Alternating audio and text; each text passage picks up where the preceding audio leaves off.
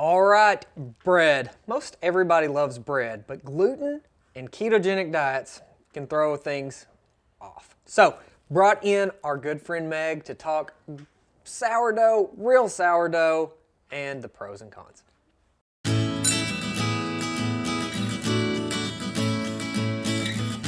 Welcome back. Happy New Year. We are going to talk about something that was very, very popular during the pandemic with people being home, making their own breads.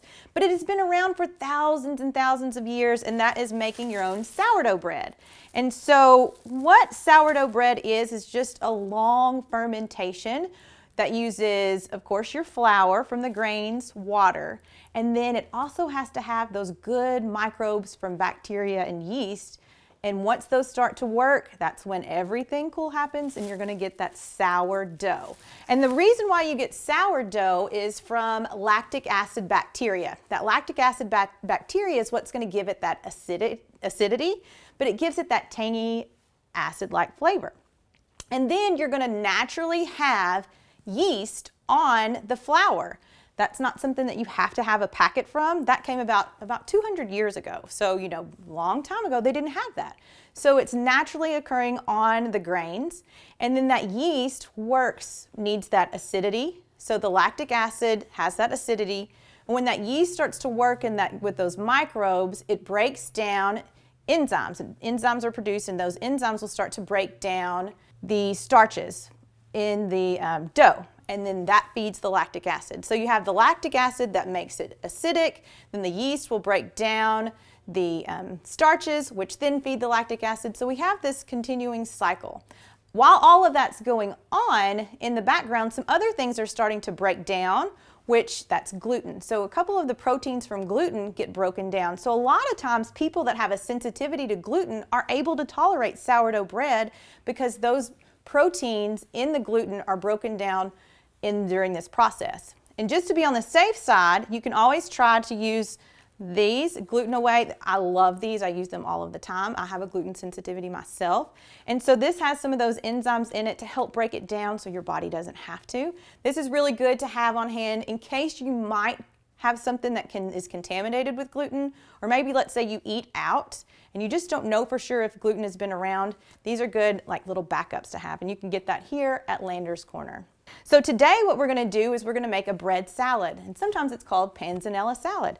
So we've already toasted some sourdough bread, and we lightly drizzled some ghee, and that was just melted down ghee. And we use ghee because for those that have dairy sensitivities, you get the same flavor and the richness of the butter with those benefits of the omega-3s, but we don't have those properties in it that maybe affect people with dairy sensitivities. And so I've already chopped up a little bit of tomatoes. We're going to chop up some more tomatoes, and we want all of the juices from these vegetables because those juices are going to help kind of make the dressing for our bread salad. So I'm going to chop these up. In the salad today, we're going to do, of course, tomatoes. I did a different variety just to get those different health benefits and phytonutrients and antioxidants from the different types of tomatoes. And so we'll add these in there. Then we're going to toss in a little bit of red onion just to kind of help give it a little bit of a heat. So we'll toss this, half of a red onion goes in as well. Next, we're going to add in a little bit of basil. So you can just take some fresh basil, tear it off. Basil has so many different antioxidants in it that only is particular to basil. So it's really good to make sure that you use a different variety of fresh herbs. And that way you're going to have a good diversity of those antioxidants,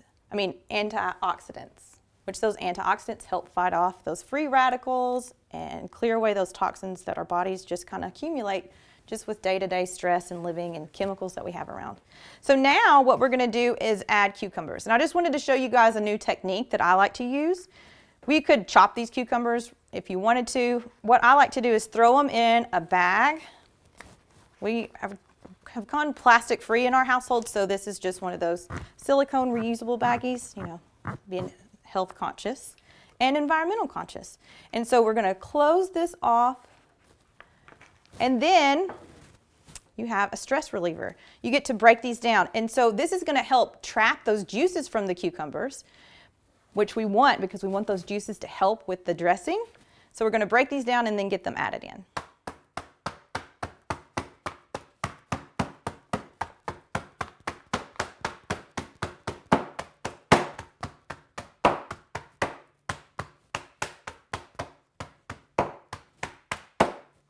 So you can see you still want to have the chunks of the cucumber. We don't want it to just completely liquefy. But we have those chunks, and now we have all of that delicious juice that's in there that's going to go and really marry well with the salad. Last, we're going to add our capers. So we're just about like a couple of tablespoons of capers. You can throw in the juice. That's fine. Remember, this juice is just going to make that dressing even yummier. And then the star of the show, we're going to add, of course, the bread.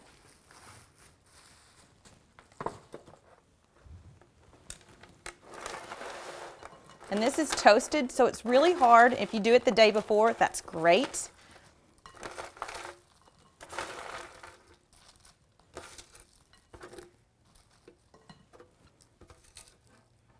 Get all of the yummy crumbs. The last thing we're going to do, of course, is add our dressing. I know we have a lot of good juices going on, but we're going to, kick it up a little bit. We have already minced garlic, just 1 clove. We are going to toss in a little bit of Dijon mustard, probably like a teaspoon.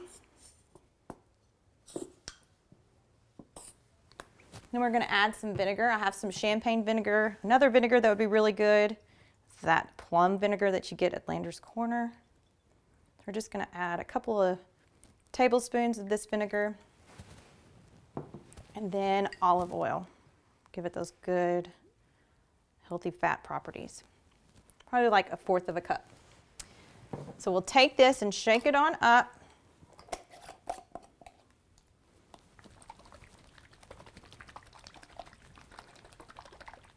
And you have your dressing. And this is going to go wonderful with all the juices that are already in there. So we're just going to drizzle that on over. Got that good garlic, the onions, the cucumbers, the tomatoes. And of course, we're going to top it off with our favorite seasoning, KB2, with a little bit of salt, garlic, pepper. All right, so now all we have left is to toss the salad, and then we'll be ready to go. Hope you guys enjoy. Thank you for the tips, Meg. Gluten's definitely been an issue for our family. And we had fun visiting our friends at Serenity Farm Bread up in Leslie, using the bread on the food truck with Chef Josh and Southern Standard. So thank you for watching. We really appreciate your time.